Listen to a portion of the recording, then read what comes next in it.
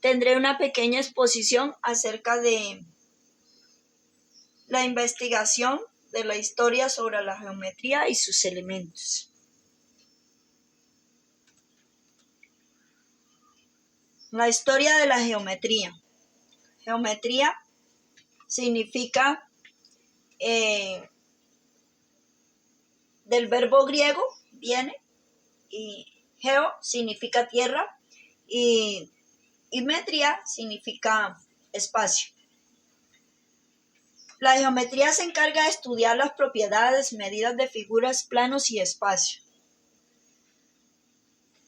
La historia de la geometría inició cuando comenzó a reunirse en pequeñas tribus el ser humano. Para orientarse en las zonas donde se encontraban, hacían señalizaciones en árboles, piedras, cuevas, ríos, y de esta forma colocaban puntos de referencia para ubicarse. También utilizaban como referencia el sol en el día y la luna en la noche, marcando sentido de referencia a las rectas imaginarias que seguían. Algunas evidencias geométricas cuentan que este método también era aplicado a las armas y herramientas prehistóricas. En ese tiempo, pues, utilizaban herramientas fabricadas a mano. Vemos aquí el hacha, las piedras, ¿sí? Palos, eran herramientas que utilizaban en esa historia. Y también con esas herramientas les aplicaban la geometría para que fueran exactas las medidas. Las condiciones climáticas obligaban a los grupos humanos a asentarse sobre las riberas de los ríos, descubriendo allí la agricultura, y de esta manera fueron formando civilizaciones como la babilónica, ubicada entre los ríos Tigris y Éufrates. Los egipcios de la historia fueron los primeros en usar el papiro, la regla y la escuadra, encontrando símbolos de geometría prácticos, pero no contaban con teorías que demostraran formalmente su conocimiento, ¿sí? Tenían una aplicación práctica, la cual adquirían como una técnica o una herramienta. Nos vamos al siglo 800 antes de Cristo al 400 después de Cristo. Nos encontramos con este filósofo matemático griego, Tales de Mileto. Fue uno de los iniciadores de las escuelas filosóficas, uno de los tres grandes famosos por calcular una pirámide con su bastón y por predecir eclipses. También fue uno de los primeros que se le atribuyó diferentes afirmaciones, ¿no?, sobre la geometría.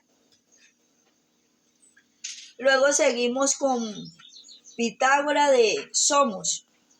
Con sus estudios en Egipto y babilónicos, en el año 582 y 500 a.C., fue el fundador de las primeras escuelas filosóficas.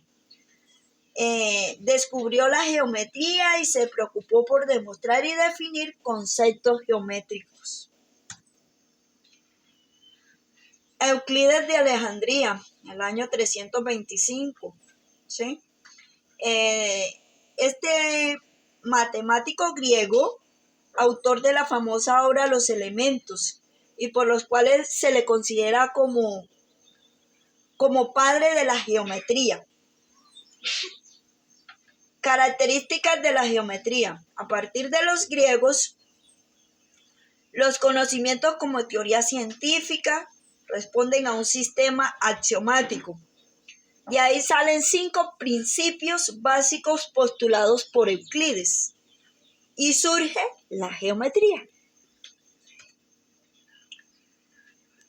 Hasta ese momento recorrimos un poco de la prehistoria y la edad antigua de la historia. Aquí tenemos a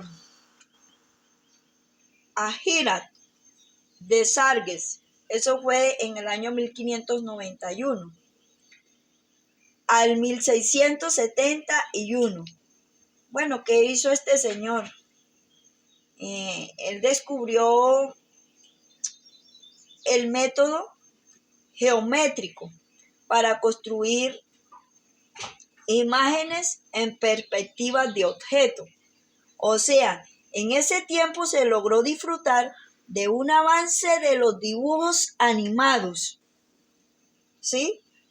Que se refería en ese momento al ancho y al largo, ¿sí? Una expansión pues más definida. Luego pasamos ya a la geometría analítica. Numerosas teorías nuevas aparecen y se completan trabajos comenzados anteriormente. O sea, a principios del siglo XVII en Europa aparece René Descartes y Pierre Fermat, que descubrieron la geometría analítica, que relaciona la matemática y el álgebra por medio de correspondencia y puntos de un plano de números.